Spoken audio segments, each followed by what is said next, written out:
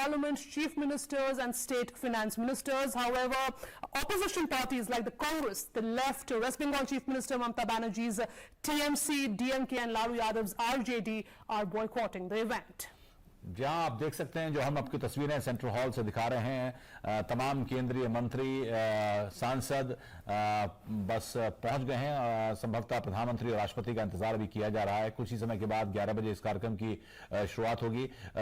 जो कार्यक्रम की रूपरेखा है उसमें यह कि कार्यक्रम की शुरुआत में एक इंट्रोडक्टरी स्पीच वित्त मंत्री श्री अरुण जेटली रखेंगे। उसके बाद प्रधानमंत्री का भाषण होगा और आखिर में राष्ट्रपति इस जीएसटी को लॉन्च करेंगे। उनका भी छोटा सा भाषण होगा, उसके बाद लॉन्च करेंगे और मध्य रात्रि को जीएसटी लागू कर दिया जाएगा इस देश में। Right, the biggest tax reform after independence, the goods and services tax will be rolled out from the Central Hall of Parliament by President Pranab Mukherjee from the same podium where India's first Prime Minister Jawaharlal Nehru gave his historic tryst with destiny speech to declare India's independence at the midnight of August 14-15, 1947. Finance Minister Arun Jaitley earlier had said that he thought of the grand hour-long function in the Central Hall to mirror the contributions made by different parties and the states in bringing the new revolutionary tax regime. The Central Hall had previously hosted a function to mark 50 years of independence. This is the fourth such function which is going to mark not a historic event but something which is really going to define the economic future of this country. वित्त मंत्री अरुण जेटली पहुंच चुके हैं सांसदों से मिलते हुए एक हल्के फुल्के अंदाज में, क्योंकि एक बड़ा कदम अरुण जेटली जी को भी श्रेय जाता है कि वो तमाम मीटिंग्स को न सिर्फ उन्होंने चेयर किया बल्कि संभवतः इस तरह से केंद्र सरकार ने भी एक पहल की है। जो कंसर्न, जो चिंताएं राज्यों की रहीं उनको दूर करते हुए जीएसटी काउंसिल की बैठकों में उनको दूर किया गया।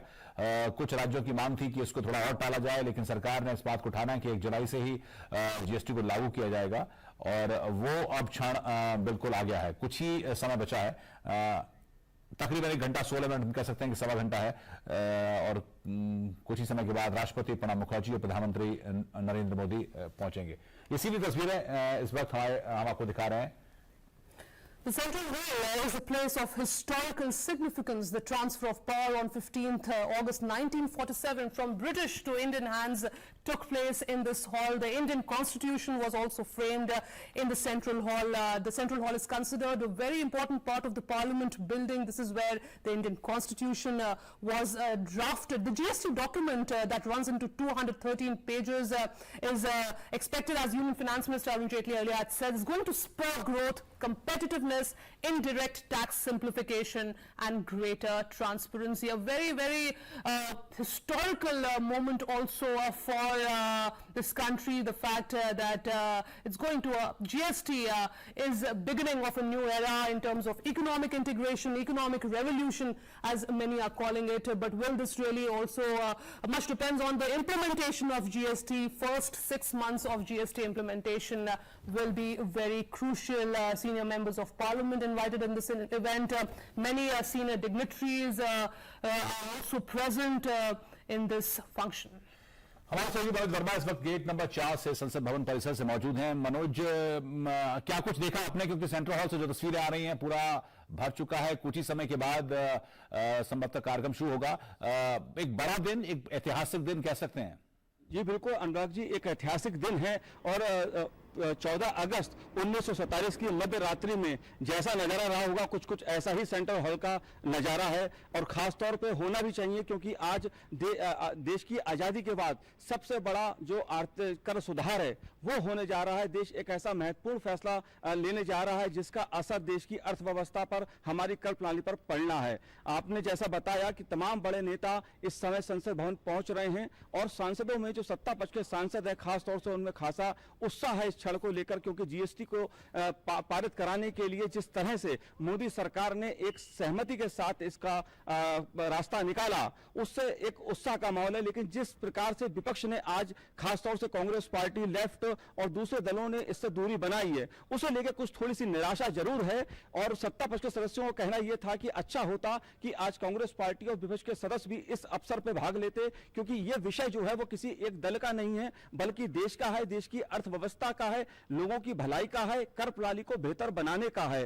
तो एक प्रकार का यहाँ पर ये नजारा दिख रहा है। अब से कुछ देर में यहाँ पर प्रधानमंत्री नरेंद्र मोदी पहुंचने वाले हैं, उसके बाद राष्ट्रपति प्रणब मुखर्जी भी पहुंचेंगे और तब सीधा प्रसारण जो संसद के सेंट्रल हॉल से किया जाएगा, वहां से सीधी तस्वीरें हम आप तक, दर्शकों तक पहुंचाएंगे। एक महत्वपूर्ण बिंदु यह है अनुराग जी कि ऐसा ये जीएसटी एक ऐसा बिल है जो संसद से पारित हुआ कानून है, जो आज सेंट्रल हॉल में देश की आजादी के बिल्कुल जश्न की तरह जिसको एक देश में लागू किया जा रहा है। जी अनुराग, बिल्कुल ये अपने आप में महत्वपूर्ण है कि संसद भवन में जिस बिल को, जिस विधेयक को पास किया, उसको लागू करने की एक विधिवत कार्यक्रम संसद भवन के केंद्रीय कक्ष से हो रही है। मैं आता हूं आपके पास मनोज, लेकिन एक सवाल थोड़ा विपक्ष की राजनीति को लेकर, क्योंकि कांग्रेस इसका पार्ट रही है, उसने भी जिस तरह से इसको समर्थन, जिस तरह से लागू कराने की कोशिश की, कुछ उनका विवाद था, कुछ पर्सन्स को लेकर एक था उनका, इस बात को बायकॉट करना क्या आपको लगता है कि अवॉइड किया जा सकता था और ये फंक्शन और ग्रैंड होता? कांग्रेस तो पहली बार जीएसटी बिल पहले लेके आए और अभी भी सपोर्ट किए। कर अफसोस की बात यह है कि आज के दिन उन्हें बॉयकॉट कर रहे हैं। हम भी अपोजिशन में हैं। कल इलेक्शन में शायद हम बीजेपी के अगेंस्ट इलेक्शन लड़ाई करते हैं, लेकिन ये जो है पॉलिटिक्स अलग रखना, क्योंकि यही कांग्रेस जो है जीएसटी बिल लाए है और हम भी अपोजिशन में है, लेकिन ये जो है एस्पिरेशन है, ये जो होप है, देश का होप है, कोशिश करेंगे, शायद सक्सेस होगा और जरूर इसका सपोर्ट अगर कांग्रेस दिए तो देश पूरा खुशी रहेंगे। Right, and as Prime Minister Modi last year had said that राजनीति से उठकर राष्ट्रनीति की तरफ देखें, politics must not override policy. Yeah. From that perspective, do you see that GST has that potential to really reshape $2 trillion Indian economy?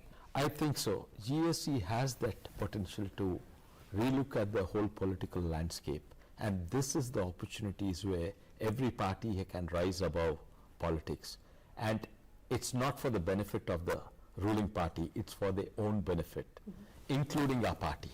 We are in the opposition, but this is an opportunity for us to rise above politics, and we hope every party does that.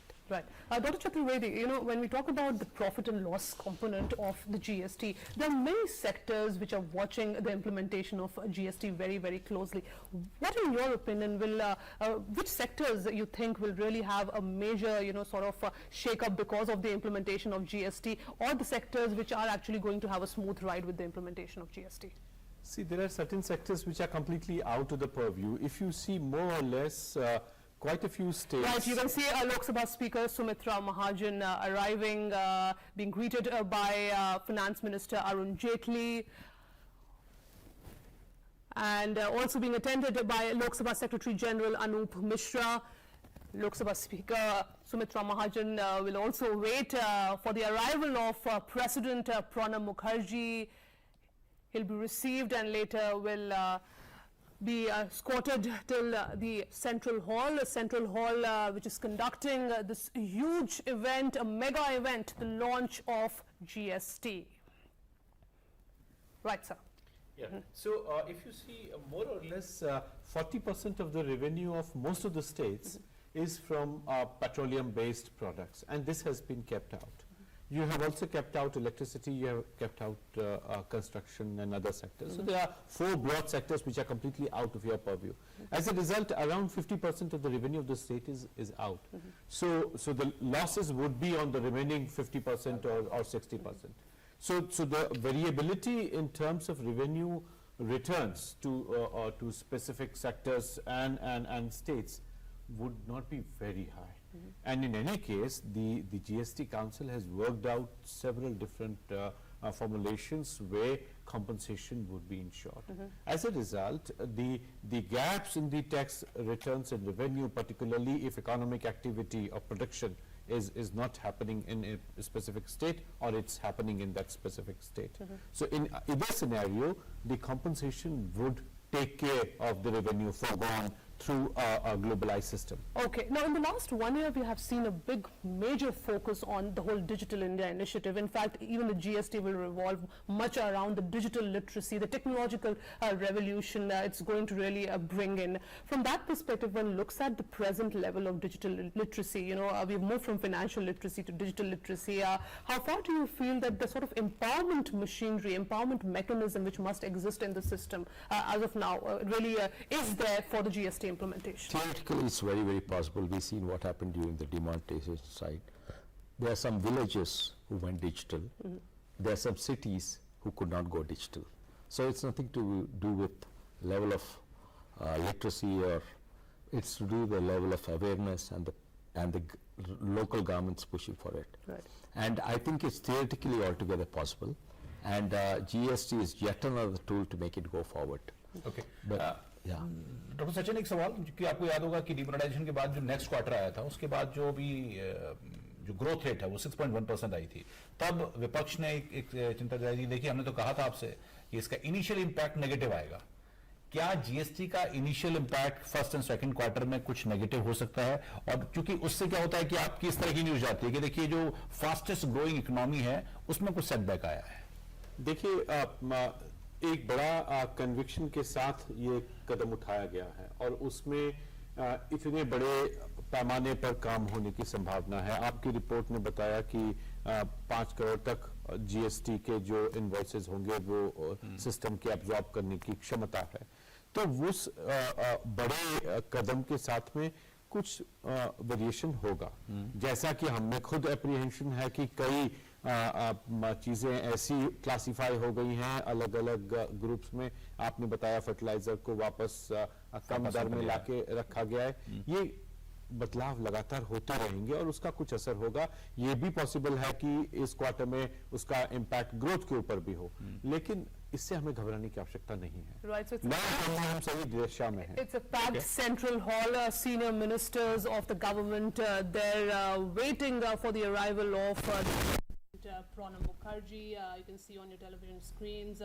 Simrat Kaur. Also, the images were being shown of senior BJP leader Lal Krishna Advani, also Minister of External Affairs Sushma Swaraj there in the event, former Prime Minister H.D. Devegowda will also be sharing the dais with Prime Minister Modi and President Pranab Mukherjee, Nitin Gadkari there, so Jitendra Singh, External Affairs Minister Sushma Swaraj, so all the senior ministers present in this central hall waiting for the big launch of GST at midnight. जी बिल्कुल, और चूंकि सभी लोग पहुंच चुके हैं और हमारे साथ मौजूद विश्वजीत रेड्डी साहब को भी वहां पर जाना है। बहुत धन्यवाद, आपने समय निकाला, आपको वहां जाना है, लिहाजा आपको इजाजत है। लेकिन हम अपने दर्शकों को लगातार ये विजुअल्स दिखा रहे हैं, आप जा सकते हैं बहुत हम हमारे इस कार्यक्रम में आने के लिए। और जैसा हम आपको बता रहे हैं कि चूंकि सेंट्रल हॉल लगभग भर चुका है, तमाम केंद्रीय मंत्री, सांसद, गणमान्य व्यक्ति, तमाम राज्यों के वित्त मंत्री भी इस कार्यक्रम में वहां पर पहुंचे हैं और अब सिर्फ राष्ट्रपति श्री प्रणब मुखर्जी का, प्रधानमंत्री श्री नरेंद्र मोदी का इंतजार किया जा रहा है, चूंकि वो वहां पर कुछ ही समय के बाद पहुंचने वाले हैं और उसके बाद इस कार्यक्रम की आधिकारिक तौर पर शुरुआत होगी और मध्यरात्रि को ठीक 12 बजे राष्ट्रपति नई कर प्रणाली को यानी कि जीएसटी को लागू करेंगे। लेकिन इस देश में जो चिंता है वो संभवतः कल से कुछ दूर होना शुरू हो जाएगी कि क्या चीजें सस्ती हुई हैं, क्योंकि इस देश का आम नागरिक संभवतः इस बात को लेकर ज्यादा परेशान है कि जीएसटी एक नई तरह की कर व्यवस्था अगर लागू होती है तो उससे चीजें सस्ती होंगी या फिर महंगी होंगी।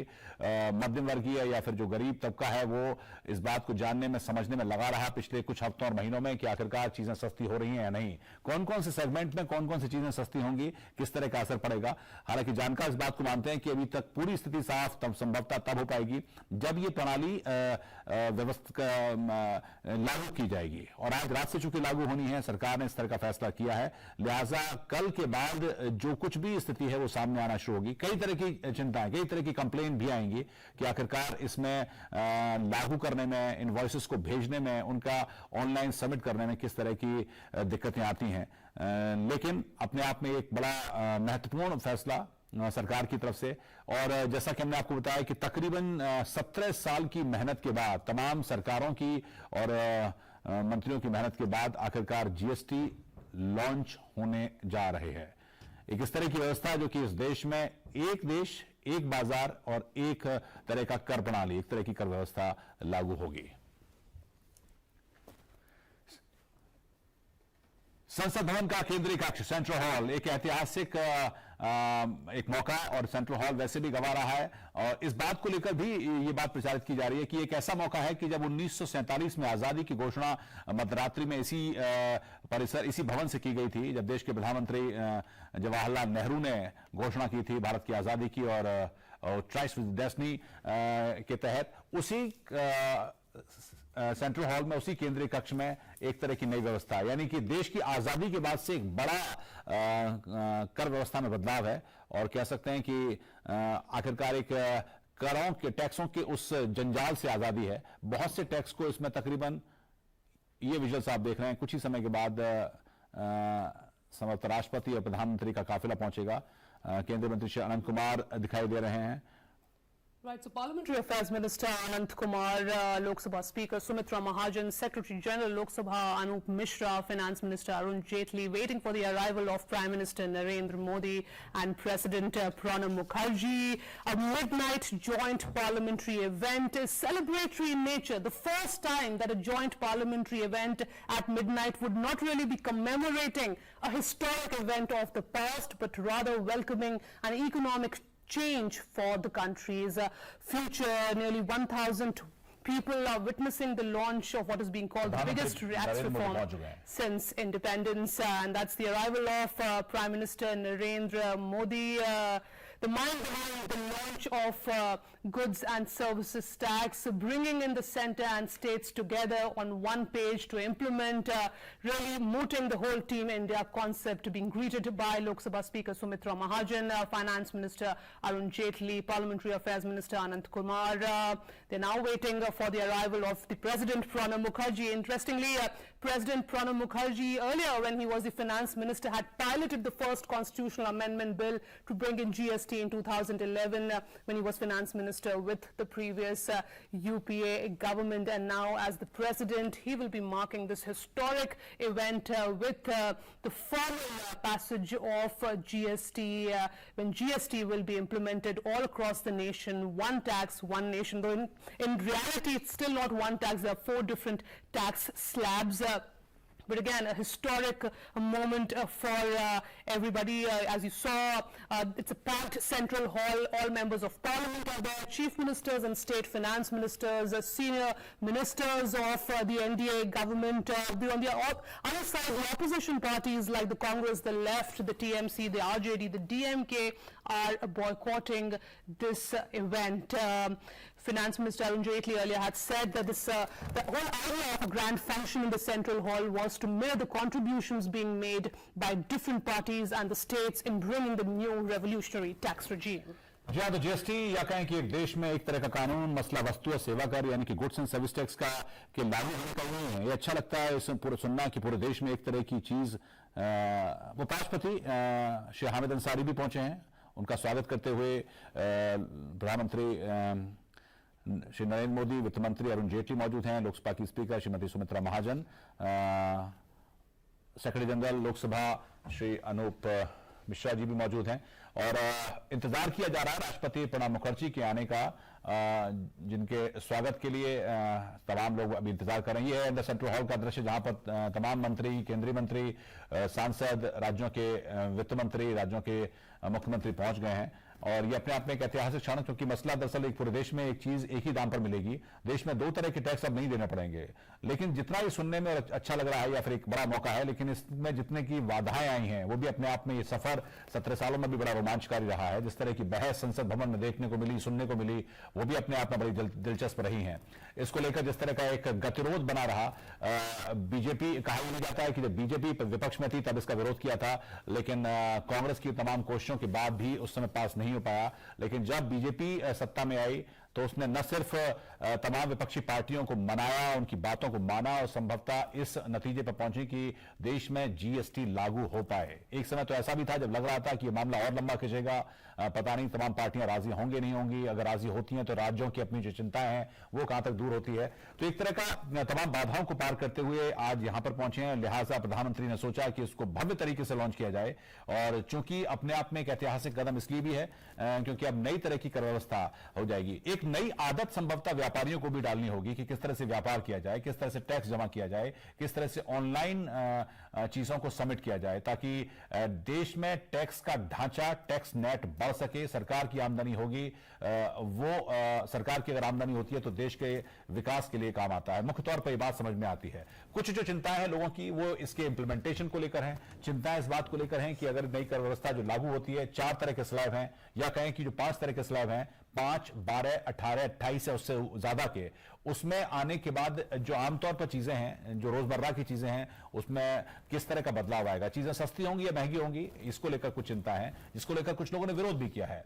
लेकिन तमाम विशेषज्ञ हमारे साथ जो लोग मौजूद रहे इस डिस्कशन के दौरान, डॉक्टर सचिन चतुर्वेदी हमारे साथ मौजूद रहे, उन्होंने भी ये बात मानी कि कुछ हिकअप्स हैं, कुछ चिंताएं हैं और संभवतः उसको दूर करने के लिए जीएसटी काउंसिल है, उन चिंताओं को दूर किया जाएगा, उस तरह की टीदिंग प्रॉब्लम्स आने वाले समय में दूर की जाएंगी। और जीएसटी को समझने का हालांकि जो गुणाभाग है वो काफी पेचीदा वाला रहा। लोग यही पूछते रहे कि कौन सी चीज सस्ती हो रही है, कौन सी चीज महंगी हो रही है, खाने खुले अनाज, गुड़, दूध, अंडे, नमक पर किस तरह की चीज होंगी, दवाइयों पर क्या होगा, किस चीज को एग्जम्पशन मिली है, किस चीज को नहीं मिली है। सरकार आखिरी मोमेंट पर, अब से कुछ समय पहले जैसा हमने आपको बताया था कि 18वीं जीएसटी काउंसिल की मीटिंग में फर्टिलाइजर को लेकर भी एक कदम लिया गया कि उसको 12% के स्लैब से घटाकर 5% पे लाया गया, यानी कि किसानों का भी ध्यान रखा गया। Right, so GST will actually subsume more than 17 central and state taxes, and as Anurag was just pointing out, at the stroke of midnight of June 30th and July 1st, India will awake to one country, one tax regime. GST is another historic tryst with destiny for India. In fact, there are many benefits being cited of GST. The fact that it's going to check tax evasion, it's expected to propel revenue growth, it's expected to increase the spending capacity of the center and state government. So revenue is being seen as a major factor. GST will also have a positive impact on GDP, and that's the arrival of President Pranab Mukherjee. And he will be making the speech from the same podium where India's first Prime Minister Jawaharlal Nehru gave his historic tryst with destiny speech to declare India's independence at the midnight of August 14-15. He's being greeted by Parliamentary Affairs Minister Anant Kumar, Finance Minister Arun Jaitley, Lok Sabha Speaker Sumitra Mahajan, Prime Minister Narendra Modi, Chairman Rajya Sabha Hamid Ansari, and he's now heading towards the Central Hall. जहां जिन लोगों का इंतजार था, जिन गणमान्य व्यक्तियों का इंतजार था, सभी पहुंच गए हैं। अब सेंट्रल हॉल की तरफ, अंदर की तरफ रुक किया। ये अंदर की तस्वीरें जहां पर पहले से मौजूद ये पूरा हॉल एक तरह से कहें कि खचाखच भरा हुआ इस ऐतिहासिक क्षण के गवाह होने का, जहां पर सांसद, केंद्रीय मंत्री, राज्यों के वित्त मंत्री, मुख्यमंत्री राज्यों के पहले से मौजूद हैं। और अब से कुछ ही समय के बाद, तकरीबन 1 घंटे के बाद, मध्यरात्रि के वक्त पर राष्ट्रपति प्रणब मुखर्जी के जरिए जीएसटी को लॉन्च किया जाएगा। जीएसटी की व्यवस्था आज रात मध्यरात्रि से लागू हो जाएगी। और जैसा कहा कि एक देश में एक बाजार और एक तरह की कर व्यवस्था होगी। एक देश में एक वस्तु की कीमत 2 अलग अलग जगह पर नहीं हो सकती। इस तरह का जो व्यवस्था चली आ रही थी आजादी के बाद से, उसमें बदलाव होगा और ये अपने आप में एक बड़ा फैसला है। हालांकि अगर इसके इतिहास की बात की जाए तो सबसे पहले 1994 में वैट यानी कि वैल्यू एडेड टैक्स के संदर्भ में जीएसटी का उल्लेख अमरीश बागची की रिपोर्ट के हवाले से किया गया था। पर इसकी नींव अटल बिहारी वाजपेयी ने 1999 में रखी।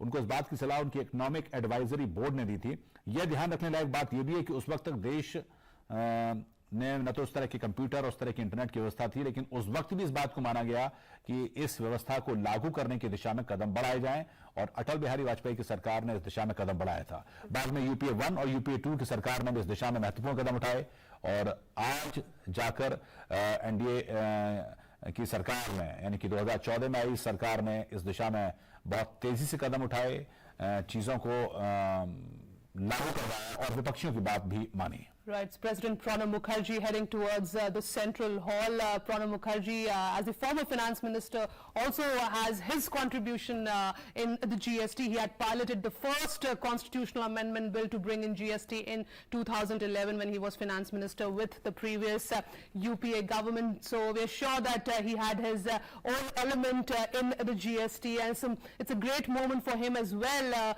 when he will be speaking about the big launch of GST. July 1st, tomorrow at the stroke of midnight, GST will be implemented across the nation, and it is not just a victory of a party or government, it is a victory for democratic ethos of India and a victory for everyone.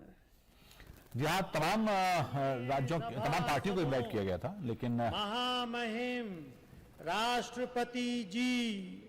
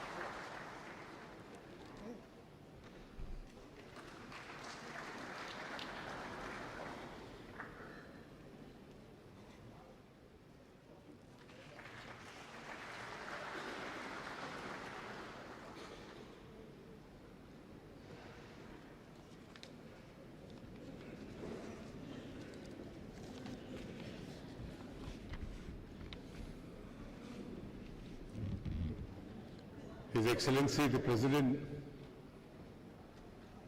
Shri Pranab Mukherjee,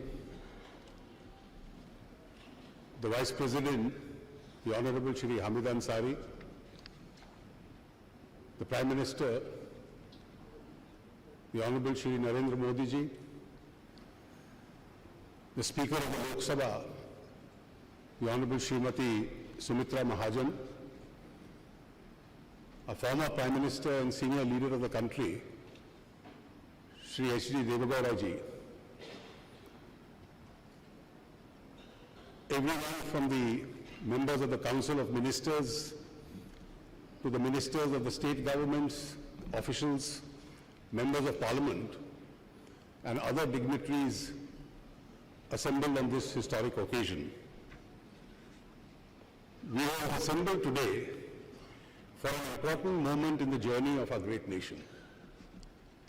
We are in the process of making history with the launch of the Goods and Services Tax. at the midnight hour, we will be launching one of India's biggest and most ambitious tax and economic reforms in history. The GST may be a destination tax, but for India, it will begin altogether a new journey. It's a journey where India will awake to limitless possibilities, to expand its economic horizons and loftier political visions. The old India was economically fragmented. The new India will create one tax, one market, and for one nation. It will be an India where the center and the states work together cooperatively and harmoniously towards the common goal of shared prosperity. It will be an India which will write a new destiny. The GST is an important achievement for the whole country.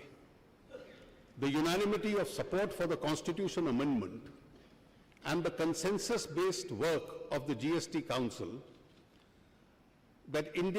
highlights that India can rise above narrow politics and speak in one voice for larger national interest.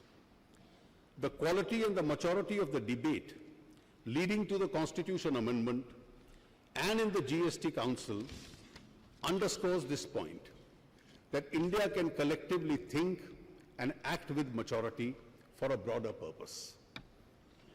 The Constitution says that India is a union of states. The union is strong if both the states and the center are strong. That is the real meaning of cooperative federalism. While enacting the GST, neither the center nor the states give up their sovereignty. They have pooled their sovereignty to make joint decisions on indirect taxation. In a large and complex federal system of multi-party democracy, with the center, 29 states, 2 union territories with legislatures, and a wide divergent interest, we have implemented a constitution amendment and brought in a large tax reform, displaying a high point of Indian politics. We have done this at a time when the world is facing slow growth, isolationism, and the lack of structural reforms. With the GST, India has showcased that these forces can be overcome through the display of inclusion, openness, and boldness. For this, all members of Parliament, the state governments, all political parties, state finance ministers, and a dedicated team of officers of the center and the state governments who contributed to this deserve to be appreciated and thanked. राष्ट्रपति जी, ये जो यात्रा थी, आप इसके सबसे प्रमुख गवाह हैं कि लगभग 15 वर्ष से पहले आरंभ हुई थी। NDA 1 सरकार ने एक समिति की रचना की थी, जिसके अध्यक्ष श्री विजय केलकर आज इस सभागार में मौजूद हैं। उन्होंने सन 2003 में एक ऐतिहासिक रिपोर्ट दी थी कि इस देश के अंदर एक वैल्यू बेस्ड टैक्सेशन GST के नाम से आरंभ किया जाए। 2006 के बजट में यूपीए सरकार ने घोषणा की थी कि 2010 तक इसको लागू करने का प्रयास होगा, और 2011 के बजट में जब महामहिम राष्ट्रपति जी ने उस वक्त वित्त मंत्री की हैसियत में बजट पेश किया था, तो उसके तुरंत बाद आपने संविधान संशोधन भी देश के सामने रखा था, जिसके माध्यम से राज्य और केंद्र अपने अधिकारों को एकत्रित करके गुड्स एंड सर्विस टैक्स की रचना करें। आपकी उस संविधान संशोधन के बाद पार्लियामेंट की स्टैंडिंग कमेटी, उसने बहुत योगदान लायक सुझाव दिए थे। यशवंत सिन्हा जी आज मौजूद हैं इस सभागार में, वो उसके अध्यक्ष थे, और उसका सबसे महत्वपूर्ण सिफारिशों में से एक थी कि जीएसटी काउंसिल की रचना की जाए, जिसमें 1/3 वोट केंद्र का होगा, 2/3 वोट राज्यों के होंगे, लेकिन निर्णय करने के लिए 3/4 बहुमत की आवश्यकता है। स्टैंडिंग कमेटी के उस निर्णय का यह असर था कि केंद्र और राज्यों को संवैधानिक दृष्टि से इकट्ठा काम करने के लिए मजबूर किया गया और जीएसटी काउंसिल में जो एक प्रकार से कंसेंसस बना, उसमें इसका एक बहुत बड़ा योगदान स्टैंडिंग कमेटी के उस सुझाव का था। एक पैरेलल रचना राज्यों के वित्त मंत्रियों की थी, एक एम्पावर्ड कमेटी थी, और समय समय पर हर सरकार ने एक परंपरा बनाई कि किसी विरोधी पक्ष के दल की जिस राज्य की सरकार हो, उसका कोई वित्त मंत्री उस एम्पावर्ड कमेटी का अध्यक्ष रहे।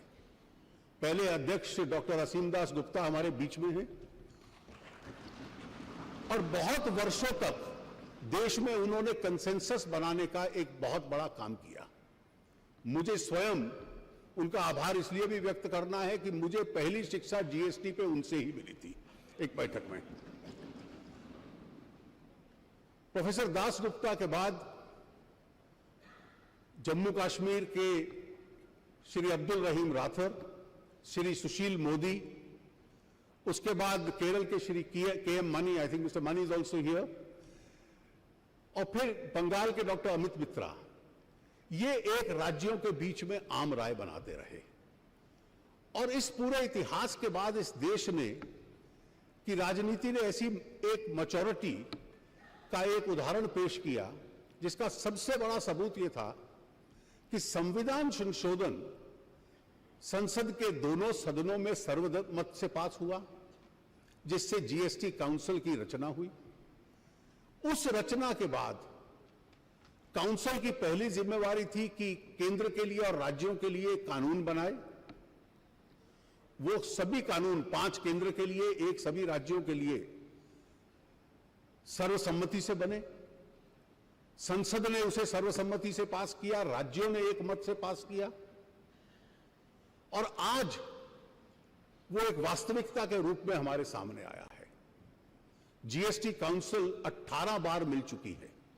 कुछ बैठकें सुबह से शाम तक और 2-2, 3-3 दिन चलती हैं, और एक भी निर्णय पर वोट करवाने की आज तक आवश्यकता नहीं पड़ी। हर एक निर्णय सर्वसम्मति से हुआ, जिसमें अलग अलग राजनीतिक दलों के प्रतिनिधि थे, अलग अलग राज्य सरकारों के प्रतिनिधि थे, और एक मत से हर निर्णय उसमें हुआ। अभी तक 24 रेगुलेशंस बन चुके हैं।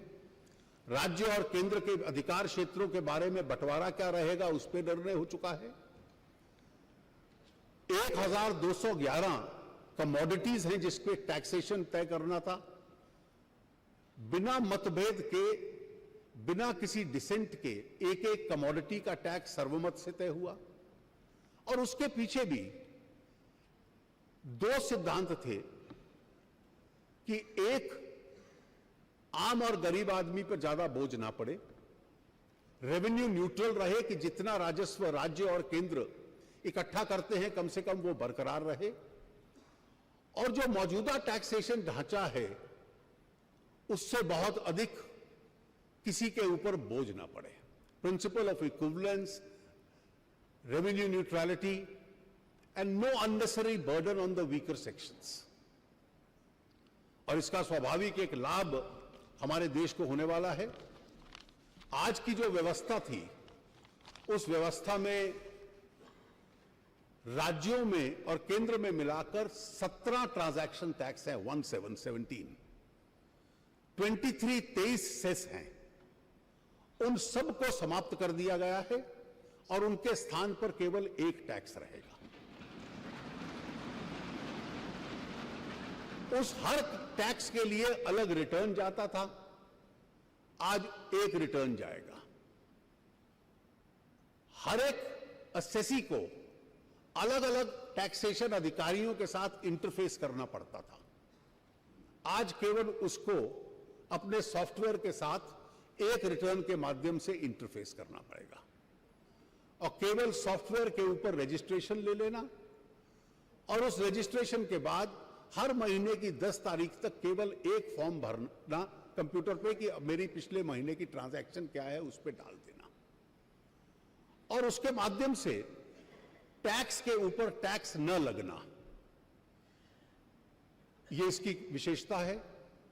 पूरे देश के अंदर अलग अलग राज्यों में अलग अलग रेट और चुंगी नाकाओं के ऊपर ट्रकों की भीड़ वो समाप्त होगी और एक प्रकार से सिंगल फ्लो गुड्स और सर्विसेज का पूरे देश के अंदर इसके बाद होगा। और इसका एक और लाभ है कि जो एक बार आपने टैक्स दे दिया इनपुट्स के ऊपर, आउटपुट के स्तर पे उसका आपको लाभ मिलने लगेगा। महंगाई के ऊपर भी लगाम लगेगी, टैक्स अवॉइडेंस कठिन होगा, रेट पहले की तुलना में कम होंगे, देश की जीडीपी को लाभ मिलेगा और जो अधिक राज्यों को और केंद्र को साधन मिलेंगे वो इस देश के गरीब की सेवा करने के लिए उनको एक अवसर उपलब्ध होगा। राज्य ने, केंद्र ने, सभी राजनीतिक दलों ने, सभी सांसदों ने, सभी विधानसभाओं के सदस्यों ने, सभी राज्य सरकारों ने एक मत से इसमें कार्य किया है। यहां विशेष रूप से मैं सबका बहुत बहुत आभार व्यक्त करता हूं। जीएसटी काउंसिल के जो सदस्य हैं, राज्यों के वित्त मंत्री, वो सुबह से शाम तक कई दिनों तक बैठे रहे इन निर्णयों को लेने के लिए और एक लगन के साथ उनकी सहायता में जो अधिकारी राज्यों के और केंद्र के रात रात भर लगे रहे। जो देश में बहुतों को उम्मीद नहीं थी कि 1 जुलाई का टारगेट मीट हो पाएगा, उस टारगेट तक पहुंचने का उन्होंने हम लोगों को एक आज उसके लिए तैयार कर दिया है। मैं विशेष रूप से उन सभी अधिकारियों का बहुत बहुत आभार और आप सब सांसद जो आए हैं उन सब का बहुत बहुत आभार व्यक्त करते हुए मैं माननीय प्रधानमंत्री जी से आग्रह करूंगा कि आपके माध्यम से आपको और पूरे देश को वो संबोधित करें। धन्यवाद।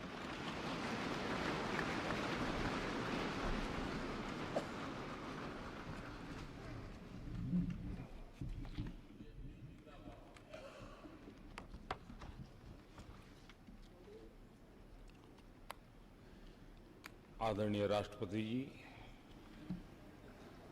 आदरणीय उपराष्ट्रपति जी, लोकसभा के अध्यक्षा जी, पूर्व प्रधानमंत्री आदरणीय देवगौड़ा जी, मंत्रिपरिषद के मेरे साथी, सदन के सभी सम्मानित सदस्यगण और विविध क्षेत्र से पधारे हुए सभी वरिष्ठ महानुभाव,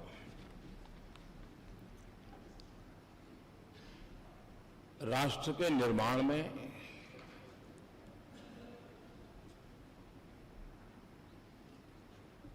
कुछ ऐसे पल आते हैं जिस पल पर हम किसी नए मोड़ पर जाते हैं, नए मुकाम की ओर पहुंचने का प्रयास करते हैं।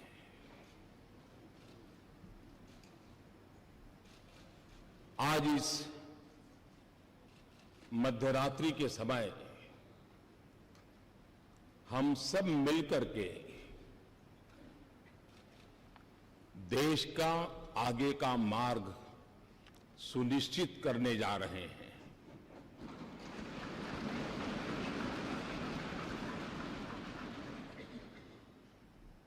कुछ देर बाद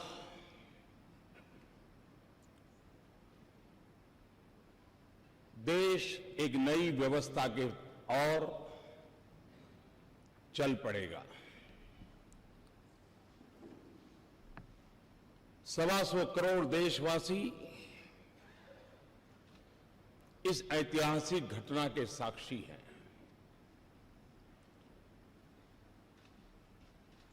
जीएसटी की ये प्रक्रिया ये सिर्फ अर्थव्यवस्था के दायरे तक सीमित है ऐसा मैं नहीं मानता। पिछले कई वर्षों से अलग अलग महानुभावों के मार्गदर्शन में, नेतृत्व में, अलग अलग टीमों के द्वारा जो प्रक्रियाएं चली हैं, वो एक प्रकार से भारत के लोकतंत्र की, भारत के संघीय ढांचे की, कोऑपरेटिव फेडरलिज्म के हमारे कंसेप्ट की एक बहुत बड़ी मिसाल के रूप में आज ये अवसर हमारा आया है।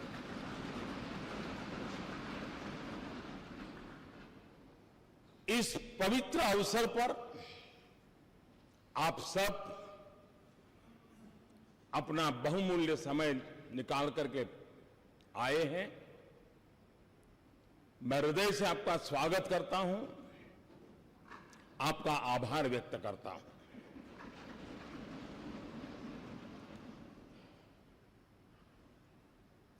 ये जो दिशा हम सब ने निर्धारित की है, जो रास्ता हमने चुना है, जिस व्यवस्था को हमने विकसित किया है, यह किसी एक दल की सिद्धि नहीं है। यह किसी एक सरकार की सिद्धि नहीं है। ये हम सबकी साझी विरासत है। हम सबके साझे प्रयासों का परिणाम है। और रात्रि को 12 बजे इस सेंट्रल हॉल में हम एकत्र आए हैं। यह वो जगह है जिस जगह पे इस राष्ट्र के अनेक महापुरुषों के पद चिन्हों से इस जगह ने अपने आप को पावन किया हुआ है। ऐसी पवित्र जगह पर हम बैठे हैं और इसलिए आज सेंट्रल हॉल की इस घटना के साथ हम याद करते हैं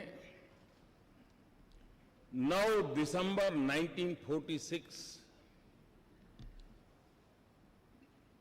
संविधान सभा की पहली बैठक का ये सभागृह साक्षी है।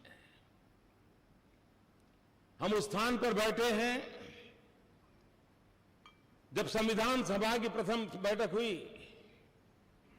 पंडित जवाहरलाल नेहरू, मौलाना अब्दुल कलाम आजाद, सरदार वल्लभ भाई पटेल, बाबा साहब आम्बेडकर, आचार्य कृपलानी, डॉक्टर राजेंद्र बाबू, सरोजिनी नायडू, ये सब महापुरुष पहली कतार में बैठे हुए थे। उस सदन में जहां कभी 14 अगस्त 1947 रात को 12 बजे देश की स्वतंत्रता की उस पवित्र महान घटना, ये स्थान उनका साक्ष्य है। 26 नवंबर 1949 देश ने संविधान को स्वीकार किया। यही जगह उस महान घटना का भी साक्षी के रूप में है। और आज वर्षों के बाद एक नई अर्थव्यवस्था के लिए, संघीय ढांचे की एक नई ताकत के लिए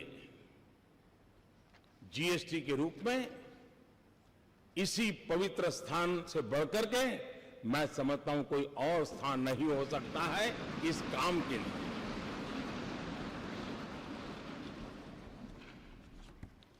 संविधान का मंथन 2 साल 11 महीने और 17 दिन तक चला था। हिंदुस्तान के कोने कोने से विद्वत जन उस बहस में हिस्सा लेते थे, वाद विवाद होते थे, राजी नाराजी होती थी, सब मिलकर के बहस करते थे, रास्ते खोजते थे, कभी इस पार कभी उस पार नहीं जा पाए तो बीच का रास्ता खोज करके चलने का प्रयास करते थे। ठीक उसी तरह ये जीएसटी भी एक लंबी विचार प्रक्रिया का परिणाम है। सभी राज्य समान रूप से, केंद्र सरकार उसी की बराबरी में और सालों तक चर्चा की है। संसद में इसके पूर्व के भी सांसदों ने, उसके पूर्व के सांसदों ने